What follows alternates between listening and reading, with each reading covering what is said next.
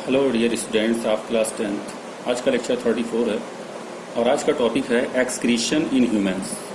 Okay dear students, तो excretion in humans में अगर हम स्टडी करते हैं तो एक्सक्रीशन इन ह्यूमंस में एक्सक्रीटरी ऑर्गन्स पाए जाते हैं डियर स्टूडेंट्स। एक्सक्रीटरी ऑर्गन्स में 2 किडनीज होती हैं, 2 यूरेटर्स होता है, यूरिनरी ब्लैडर होता है डियर स्टूडेंट्स, और यूरेथ्रा एक ट्यूब होती है। ओके डियर स्टूडेंट्स, यानी ये 4 स्ट्रक्चर्स 4 ऑर्गन्स जो होते हैं वो ह्यूमन एक्सक्रीटरी सिस्टम में प्रेजेंट होते हैं डियर स्टूडेंट्स। आफ्टर दैट अब हम बात करते हैं कि किडनीज की। तो जो किडनीज होती है डियर स्टूडेंट्स, उनका जो शेप होता है वो बीन शेप्ड होता है। ओके डियर स्टूडेंट्स, और इनका लोकेशन क्या होता है? इनका लोकेशन होता है toward the back of our body. Okay, यानी ये हमारे बॉडी के बैक साइड में प्रेजेंट होते हैं, जस्ट अबव द वेस्ट, यानी कि वेस्ट के जस्ट ऊपर प्रेजेंट होते हैं डियर स्टूडेंट्स। ओके, तो ये 2 किडनीज हैं, एक राइट साइड है और एक लेफ्ट साइड है। ओके डियर स्टूडेंट्स, यहाँ पे अगर आप देख रहे होंगे तो यहाँ पे एक रीनल वेन दिखाई दे रही है डियर स्टूडेंट्स। ये रीनल वेन जो है वो प्योर ब्लड को ले जाती है बॉडी के अंदर, और रीनल आर्टरी जो है वो नाइट्रोजनस वेस्ट जो होते हैं, जो ब्लड में मिक्स होते हैं, उस ब्लड को, यानी हम कह सकते हैं इम्प्योर ब्लड को रीनल आर्टरी लाती है कहाँ? किडनी में। Okay dear students, after that यहाँ पे किडनी में आप देख रहे होंगे एक हमने ये डॉट डॉट यहाँ पे ऐसे इस तरीके से किया है, और इस पार्ट को हमने कहा है पेल्विस। क्या कहा है डियर स्टूडेंट्स? पेल्विस कहा है डियर स्टूडेंट्स। यानी पेल्विस जो होता है वो किडनी में तो प्रेजेंट दिखाई दे रहा है डियर स्टूडेंट्स, लेकिन ये किडनी का पार्ट नहीं होता। इस बात को आप समझ लीजिएगा। ओके डियर स्टूडेंट्स, यानी कि पेल्विस किडनी का पार्ट नहीं है। Okay dear students, after that kidney से एक ट्यूब निकलती है। ओके डियर स्टूडेंट्स, ऐसे ट्यूब को हम क्या कहते हैं? यूरेटर कहते हैं। ओके, तो हर किडनी से निकलती है, तो इस तरीके से जो है वो यूरेटर्स का नंबर कितना होता है? 2 होता है, 1 and 2। और ये दोनों यूरेटर्स जो होते हैं वो जा करके ओपन हो जाते हैं कहाँ? एक इलास्टिक सैक लाइक स्ट्रक्चर में, जिसे हम क्या कहते हैं? यूरिनरी ब्लैडर कहते हैं डियर स्टूडेंट्स। यहाँ यूरिनरी ब्लैडर जो होता है वो इलास्टिक नेचर का होता है, और यहाँ पे यूरिन जो होता है वो स्टोर होता है, कलेक्ट होता है। ओके डियर स्टूडेंट्स, और उसके बाद में यूरेथ्रा के हेल्प से, ये यूरेथ्रा एक ट्यूब है, और इसी यूरेथ्रा के हेल्प से जो है इस यूरिन को टाइम टू टाइम डिस्चार्ज किया जाता है। Okay dear students, no next point है डियर स्टूडेंट्स, किडनी के अंदर छोटे छोटे ट्यूब्यूल्स पाए जाते हैं, ऐसे क्वाइल्ड होते हैं, और इन ट्यूब्यूल्स का जो नंबर होता है वो 12 लाख से ज्यादा होता है, यानी 12 लाख से ज्यादा होता है डियर स्टूडेंट्स। ऐसे ट्यूब्यूल्स को हम क्या कहते हैं? ऐसे ट्यूब्यूल्स को हम नेफ्रॉन कहते हैं। ओके डियर स्टूडेंट्स, तो यहाँ पे किडनी में जो ट्यूब्यूल्स पाया जाता है उसको हम क्या कहते हैं डियर स्टूडेंट्स? नेफ्रॉन। क्या कहते हैं? नेफ्रॉन कहते हैं। और ये नेफ्रॉन जो होता है वो यूनिट होता है डियर स्टूडेंट्स, एक्सक्रीटरी यूनिट कहते हैं इसको हम। ओके, तो ये एक्सक्रीटरी यूनिट होता है डियर स्टूडेंट्स एक्सक्रीटरी सिस्टम का। ओके, अब हम नेफ्रॉन के स्ट्रक्चर की स्टडी करते हैं, तो यहाँ से एक नेफ्रॉन को हम पिक करते हैं, तो ये पूरा स्ट्रक्चर जो दिखाई दे रहा है आपको, ये नेफ्रॉन का स्ट्रक्चर है डियर स्टूडेंट्स। ओके, अब हम अगर नेफ्रॉन के स्ट्रक्चर की स्टडी करते हैं तो नेफ्रॉन में 2 पार्ट्स होते हैं डियर स्टूडेंट्स। पहला पार्ट होता है मेलपीजियन कार्पोसेल्स, ये पहला पार्ट है डियर स्टूडेंट्स, मेलपीजियन कार्पोसेल्स। ओके, और दूसरा पार्ट जो होता है डियर स्टूडेंट्स, जो दूसरा पार्ट होता है वो होता है टिब्यूल्स। क्या होता है डियर स्टूडेंट्स? टिब्यूल्स होता है, ये दूसरा पार्ट होता है। ओके, अब मेलपीजियन कार्पोसेल्स में क्या पाई जाती है? मेलपीजियन कार्पोसेल्स में क्या होता है? तो मेलपीजियन कार्पोसेल्स में एक कप लाइक स्ट्रक्चर होता है, आपको दिखाई दे रहा होगा, ये कप लाइक स्ट्रक्चर है। इस कप लाइक स्ट्रक्चर को हम क्या कहते हैं? बोमेंस कैप्सूल कहते हैं डियर स्टूडेंट्स। ओके, और इसी बोमेंस कैप्सूल के अंदर ओके कैपलरीज, यानी जो ब्लड कैपलरीज होती हैं उनका एक क्लस्टर पाया जाता है, एक समूह पाया जाता है ब्लड कैपलरीज का, जिसे हम क्या कहते हैं? ग्लोमेरुलस। क्या कहते हैं डियर स्टूडेंट्स? ग्लोमेरुलस।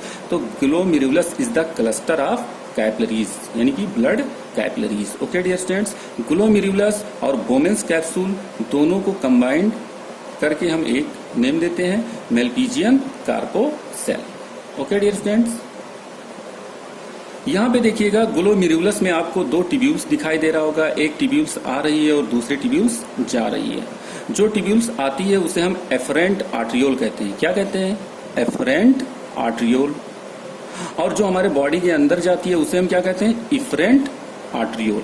क्या कहते हैं, इफरेंट आर्टरियोल कहते हैं। Okay dear students, after that अब हम दूसरे पार्ट की बात करते हैं, टिब्यूल्स की बात करते हैं। ओके, तो यहाँ पे जो टिब्यूल्स होता है, ये 3 टाइप के टिब्यूल्स होते हैं डियर स्टूडेंट्स। एक होता है प्रॉक्सिमल कॉन्वॉल्यूटेड टिब्यूल्स, फर्स्ट होता है प्रॉक्सिमल कॉन्वॉल्यूटेड टिब्यूल्स, ये है डियर स्टूडेंट्स। ओके, अब यहाँ पे प्रॉक्सिमल कॉन्वॉल्यूटेड टिब्यूल्स जो होती है वो जब नीचे की तरफ आती है तो ये यू शेप में टर्न हो जाती है, जिसे हम क्या कहते हैं, हेनेल्स लूप कहते हैं डियर स्टूडेंट्स। आफ्टर दैट ये हेनेल्स लूप जो होता है ये जब जाता है कलेक्टिंग डक्ट से अटैच होता है। ओके, हेनेल्स लूप, तो ये जब हेनेल्स लूप असेंड करता है, ऊपर की तरफ जाता है, तो ये ब्रॉड हो जाता है, चौड़ा हो जाता है, जिसे हम क्या कहते हैं, डिस्टल कॉन्वॉल्यूटेड टिब्यूल्स। यहाँ पे हमने शॉर्ट फॉर्म में लिखा है distal, DISTAL, distal convoluted tubules. Okay dear students, अब ये डिस्टल कॉन्वॉल्यूटेड टिब्यूल्स जो होता है ये जाकर के कलेक्टिंग डक्ट से, किससे, कलेक्टिंग डक्ट से जुड़ जाता है। ओके, और ये कलेक्टिंग डक्ट कहाँ ओपन होती है, ये कलेक्टिंग डक्ट ओपन होती है पेल्विस पार्ट में, यानी कि यहाँ पे ओपन होती है पेल्विस पार्ट में। तो अब यहाँ पे देखिएगा डियर स्टूडेंट्स, नेफ्रॉन की कौन सी टिब्यूल्स, नेफ्रॉन की कौन सी टिब्यूल्स कलेक्टिंग डक्ट से जुड़ी होती है, तो नेफ्रॉन की जो टिब्यूल कलेक्टिंग डक्ट से जुड़ती है, ज्वाइन होती है, उसे हम क्या कहते हैं, डिस्टल कॉन्वॉल्यूटेड टिब्यूल्स। तो इसी तरह से किडनी के अंदर 12 लाख से भी ज्यादा नेफ्रॉन होते हैं और सभी नेफ्रॉन के डिस्टल कॉन्वॉल्यूटेड टिब्यूल जाकर के कलेक्टिंग डक्ट में जुड़ जाते हैं डियर स्टूडेंट्स। यहाँ पे हमने एक दिखाया है और इसी तरह से आपको समझना है कि 12 लाख से भी ज्यादा डिस्टल कॉन्वॉल्यूटेड टिब्यूल जो है वो कलेक्टिंग डक्ट से क्या है, जुड़ा हुआ है। फाइनली जो कलेक्टिंग डक्ट होती है डियर स्टूडेंट्स, ये कलेक्टिंग डक्ट ओपन होती है कहाँ, पेल्विस में। ओके, और फिर पेल्विस जो होता है ये ओपन हो जाता है कहाँ, पेल्विस ओपन हो जाता है यूरेटर में। ओके डियर स्टूडेंट्स, और यूरेटर जो होता है वो फिर ब्लैडर में ओपन हो जाता है डियर स्टूडेंट्स, और फिर bladder outside of body open हो जाती है by the help of urethra. Okay, तो अब यहां समझिए मैकेनिज्म ऑफ यूरिन फॉर्मेशन, यानी यूरिन का फॉर्मेशन कैसे होता है डियर स्टूडेंट्स। तो यहाँ पे आपको दिखाई दे रहा होगा एफरेंट आर्टरियोल और इफरेंट आर्टरियोल।